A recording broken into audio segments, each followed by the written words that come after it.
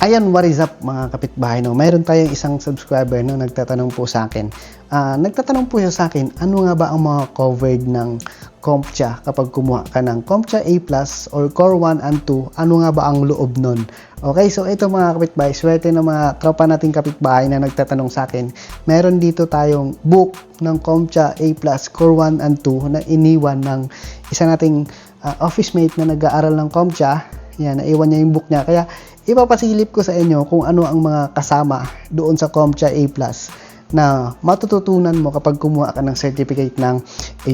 Ayan. Kasi binanggit ko to dati pero hindi lahat.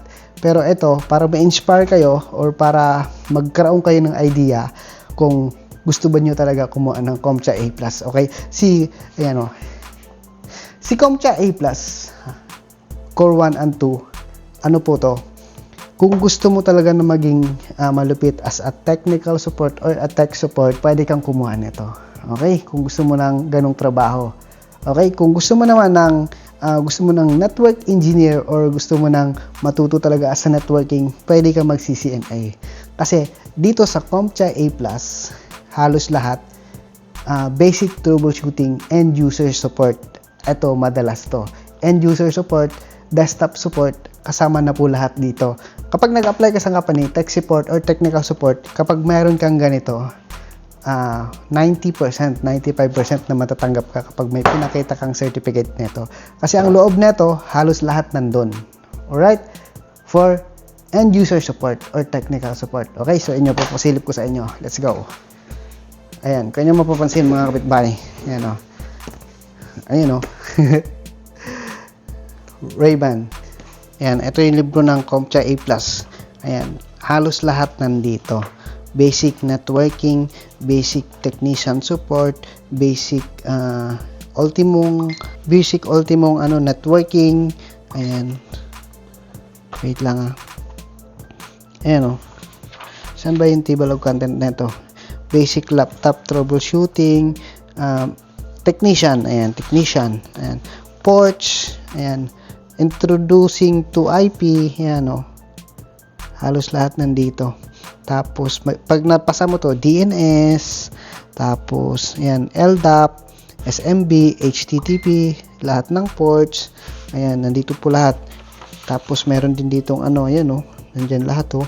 Tapos, wireless network technologies, yan, matutunan yan, DNS configuration, tapos, DHCP server, ayan, nandito po lahat, yan, DHCP server, tapos, ayan, basic networking, yan, may VLAN, VPN, tapos, configure ng VLAN, VPN, site-to-site VPN, ayan, tapos, ayan, basic technical support, yan, tuturuan din kayo kung paano mag-create ng VLAN sa switch, so, basic na basic protocol, yan, site-to-site VPN, i-explain din dyan, so, matututo talaga kayo kapag CompTIA A+ po kayo. Ayan. So, LAN 1. Ayan. Layer 3.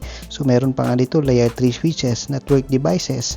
Ayan. Marami po yan. Matututo talaga kayo. Tapos, kapag napasa nyo to, pwede na kayo mag-apply as assistant technical support or assistant network engineer or assistant network administrator. Parang ganon. Ayan. Kasi nandito na lahat yun. WAN, LAN area, MAN. Ayan.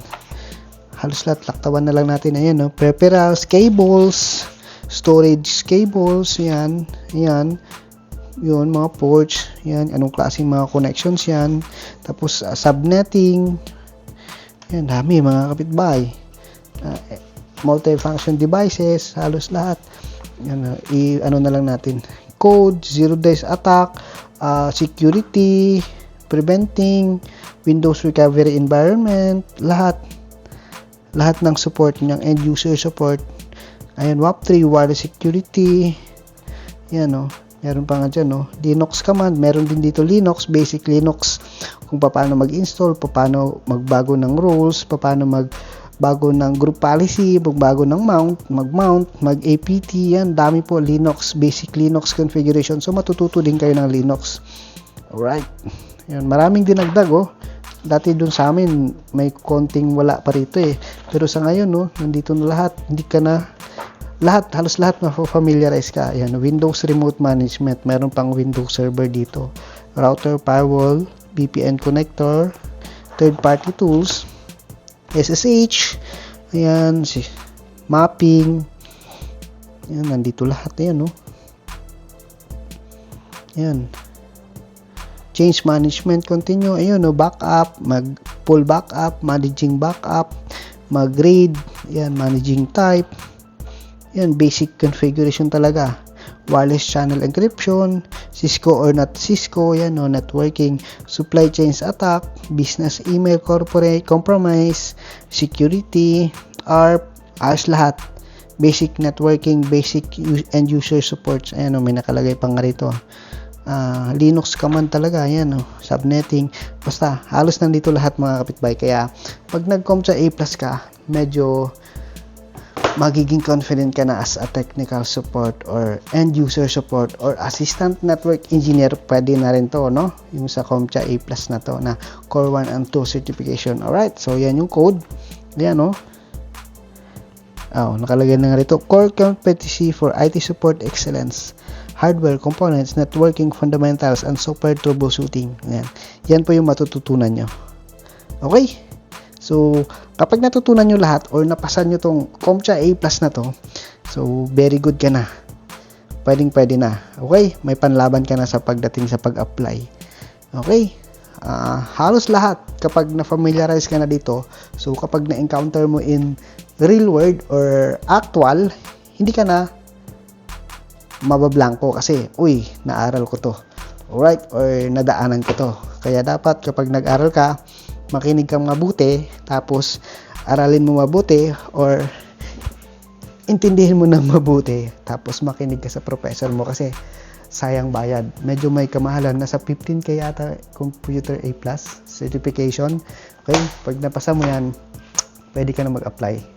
Alright, so maraming salamat, God bless and peace. Sana may natutunan po kayo for today's video. So, yan, sana nasagot natin yung tropa nating kapitbahay na nagtatanong kung ano nga ba ang laman ng CompTIA A+ Core 1 and 2 2026 na mga ganitong book. Right, so thank you po dyan. Shout out po pala dyan sa tropa nating IT na nag-iwan neto. So, sabi niya sa akin, dalhin ko na lang, ibigay ko sa kanya kasi kumuha sila dito sa office ng ganito.